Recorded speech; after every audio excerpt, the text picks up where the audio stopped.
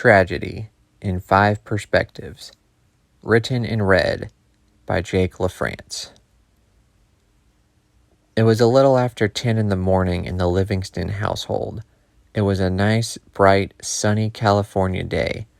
The Livingston family sat down at the kitchen table, as they did every Sunday, and ate their breakfast: eggs, hash browns, sausage gravy, biscuits, and bacon. After their traditional Sunday morning breakfast, the Livingston family left the kitchen and went their own separate ways. Michael went into the living room and turned on the television. After a long week of work, he needed to kick back, relax, and watch his San Diego Chargers play against, and more than likely lose to, the New England Patriots. Jessica went up to her room, eyes glued to her phone. She lay on her bed, surfing Twitter and Instagram, with Taylor Swift playing loudly in her ears.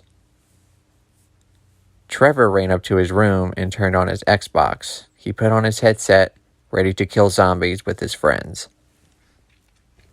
Heather walked out to the backyard and put on her gloves. She went to the shed to get the net to clean her pond. Mickey, the family dog, sprinted out the doggy door into the backyard. He ran to the corner of the yard to dig up where he last buried his bone. "All right, San Diego," Michael exclaimed. "Don't screw me over again this week." "LOL," Jessica texted, winky face.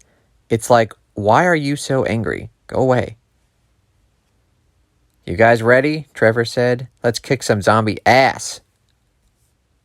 "Where is that darn net?" Heather asked herself. "It's got to be here somewhere." Good old Mickey didn't say anything. He just kept digging and digging for his prize. Michael had a cold beer in his hand as he watched the Pats kick off to his Chargers. Some player he didn't know managed to take it back to the 30-yard line. Jessica's BFF sent her a text saying how Brittany was a bitch and that she is just jealous of her. "Don't let her get to you, girl. BRB. Trevor and his friends had their plan all mapped out. He would be the sniper from the top building, while his friends would either be utilizing their flamethrowers or their grenade launchers. Heather found her net all the way in the back of the shed. She walked over to the pond and began fishing out all the sticks and leaves. Mickey dug his way a whole foot into the ground and couldn't find his bone. He was confused. Maybe he hid it somewhere else. He ran to the other far corner of the yard to check. "God bless it," Michael yelled, spilling a bit of his beer. His Chargers fumbled the ball on the first play from scrimmage, and the Pats picked it up and walked it in for an easy touchdown.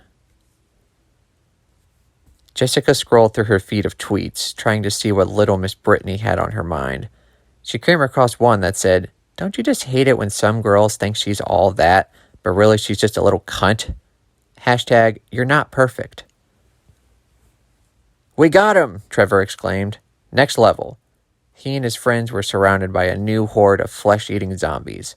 They had their work cut out for them. "Yuck," Heather said. She pulled out a batch of wet, black leaves that smelled worse than Mickey when he rolled in the dirt. She flipped the net over the trash bag and let them fall in.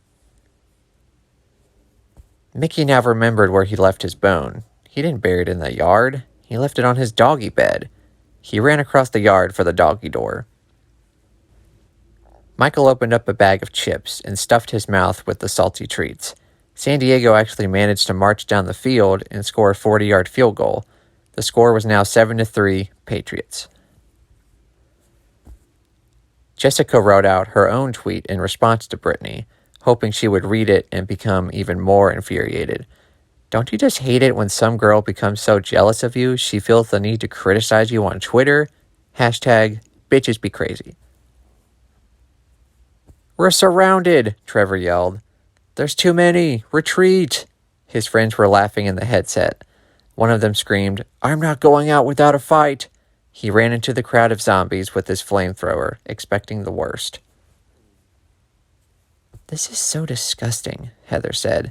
She pulled up another pile of leaves and turned around to place them in the trash bag, but didn't notice Mickey running right at her.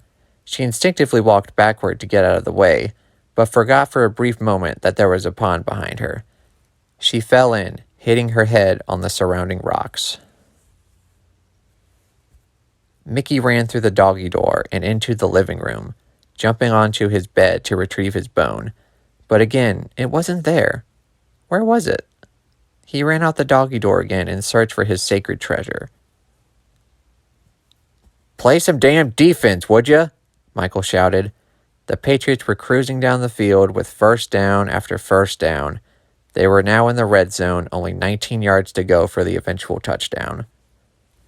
Jessica's phone vibrated constantly from her friends telling her how funny they thought her tweet was. Her BFF said that Brittany might actually leave her alone after that. "All right, fellas," Trevor said in a mock serious tone. We failed. We failed miserably. We need a new strategy. Instead of having them surround us, we need to surround them." This was followed by a handful of duhs and one, "No shit, Sherlock."